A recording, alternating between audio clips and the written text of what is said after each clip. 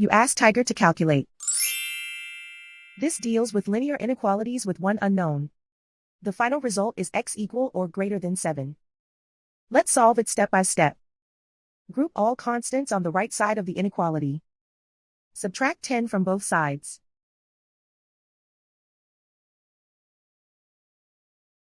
Group like terms.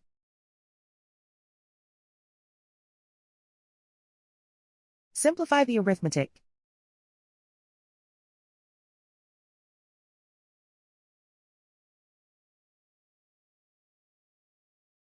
Isolate the x.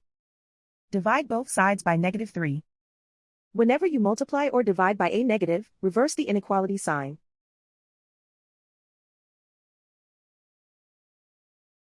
Cancel out the negatives.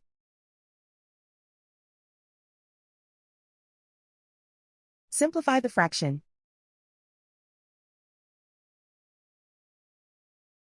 Cancel out the negatives.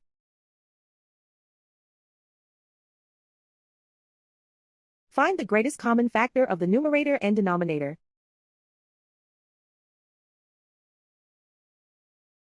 Factor out and cancel the greatest common factor.